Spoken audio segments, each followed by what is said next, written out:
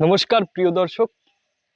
এই যে রাজা রামমোহন রায়, স্বামী বিবেকানন্দ, রবীন্দ্রনাথ ঠাকুর, এদের জীবন থেকে আমাদের প্রচুর জিনিস শেখার রয়েছে। হয়তোবা তারা রেনেসাঁস অর্থাৎ 1800 সালের দিকে জন্মগ্রহণ করেছেন, কিন্তু তারা তখনকার দিনে জন্মগ্রহণ করলেও তাদের জীবন থেকে আমাদের বিভিন্ন বিষয় শিক্ষা গ্রহণ করতে হবে। কিন্তু বাঙালিদের শিক্ষার্থীরা কি করে? এরা মুখস্থ করে যে রবীন্দ্রনাথ ঠাকুরের জন্ম 1861 সালে, স্বামী বিবেকানন্দর জন্ম 1863 সালে। এইভাবে ওরা মুখস্থ করে, কিন্তু এটা মুখস্থ করার বিষয় না। ওদের জীবন থেকে রীতিমতো আমাদেরকে শিক্ষা গ্রহণ করতে হবে, ওরা জীবনে কতটা আপডেট ছিলেন। আমি যদি রাজা রামমোহন রায়ের কথা বলি, তিনি প্রথম জীবনে পড়াশোনা করেছিলেন সংস্কৃত এবং বাংলা সাহিত্য মানে বাংলা ভাষায়। এর পরবর্তীতে তিনি ফার্সি অর্থাৎ ফার্সি ভাষায় পড়াশোনা করেছিলেন এবং তিনি ইসলাম সম্পর্কে ধারণা নিয়েছিলেন, অর্থাৎ তিনি ইসলামিক ধর্ম সম্পর্কে জ্ঞান অর্জন করেছিলেন।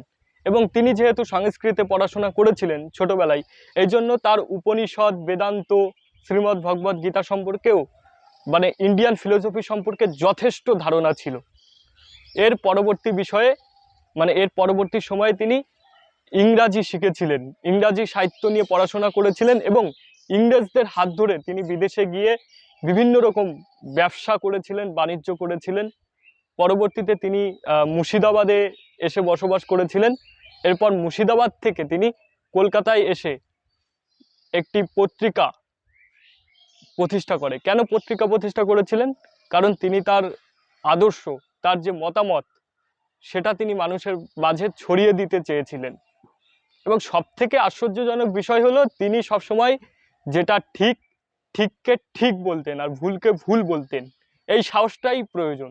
তো রাজা রামমোহন রায়ের মধ্যে এই সাহসটা ছিল যে তিনি সবসময় যেটা সত্যি সেটা বলতেন এবং ভুলকে ভুল বলতেন। এই জন্য তার পরিবারের সাথে তার সম্পর্ক খুব একটা ভালো হয়নি। তাকে পরিবার ছাড়া হতে চায়, শেষ পর্যন্ত তাকে ভারতবর্ষ ছেড়ে চলে যেতে হয় শুধুমাত্র এই জন্য, কারণ তিনি সবসময় সত্যিটা বলতেন। তার মৃত্যুটা হয় ইংল্যান্ডে 1833 সালের 17ই সেপ্টেম্বর। তিনি মৃত্যুবরণ করে তৎকালীন সময়ের ইউকেতে, এবং ইংল্যান্ডের ব্রিস্টল শহরে তার মৃতদেহ সৎকার করা হয় এবং সেখানে এখনও রাজা রামমোহন রায়ের নামে একটি স্মৃতিসৌধ তৈরি করা আছে।